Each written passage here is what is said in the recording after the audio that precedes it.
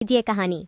एक बार की बात है, जंगल में एक बहुत ही क्रोधी छोटा भालू रहता था जो एक बारूद के कैग की तरह था, जो छोटी से छोटी चीज से आसानी से भड़क जाता था, दहाड़ता और चिल्लाता था, जिससे छोटे जानवर आसानी से उसके पास जाने की हिम्मत नहीं करते थे।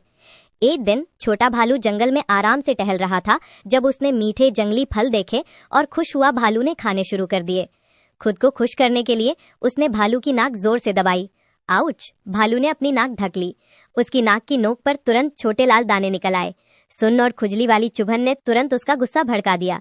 तुम बेचारे छोटे बच्चे, तुम्हारी हिम्मत कैसे हुई मुझे दबाने की? मैं तुम्हें सबक सिखाऊंगा। भालू की आंखें लाल हो गईं। एक क्रोधित दहाड़ ध्वनि से पत्ते हिल गए, जिससे वे सरसराहट की आवाज के साथ गिरने लगे। छोटी मधुमक्खी डर गई और तेजी से भाग गई।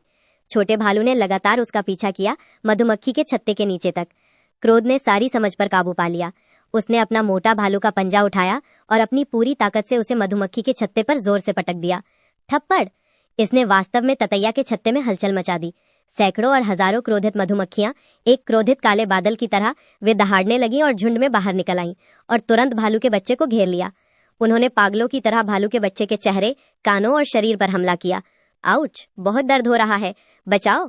भालू का बच्चा दर्द से जमीन पर लौटने लगा और अपने पंजे बुरी तरह हिला रहा था, लेकिन जितना वो थप्पड़ मारता, मधुमक्खियां उतनी ही तेजी से हमला करती। कुछ ही क्षण पहले ये उसकी नाक की नोक पर एक छोटा सा उभार था। अब उसका पूरा शरीर बड़े लाल सूजे हुए दानों से ढका हुआ था। उसे इतना दर्द हो रहा था कि उसके चेहरे से आंसू बहने लगे। वो पूरी तरह से दुखी लग रहा था।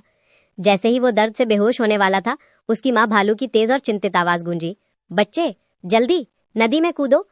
अपनी माँ की आवाज सुनकर छोटे भालू ने अपनी आखिरी ताकत लगाकर पास की नदी की तरफ लुढ़कते और रेंगते हुए गया और छपाक से कूद गया।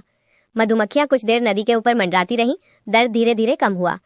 छोटा भालू किनारे पर चढ़ा, भीगा हुआ, बालों की गेंद की तरह सूजा हुआ, उभारों से ढका हुआ। हर घाव से दर्द से जलन हो रही थी और बहुत बुरी बदबू आ रही थी।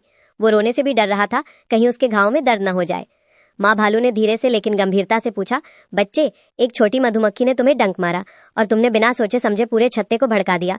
एक छोटी सी परेशानी एक बड़ी मुसीबत बन गई। छोटे भालू की आवाज पछतावे से भरी थी। माँ, मुझे इसका बहुत पछतावे है। यदि मैंने पहली छोटी मधुमक्खी के काटने पर अपना आपा नहीं खोया होता तो बाद में इतनी बड़ी मुसीबत नहीं होती।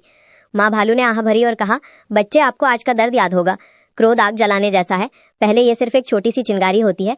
यदि आप इसे अनदेखा करते हैं और इसके बजाय इसमें ईंधन डालते हैं तो ये एक बड़ी आग में जल जाएगी और अंत में आप जल जाएंगे या आप स्वयं होंगे।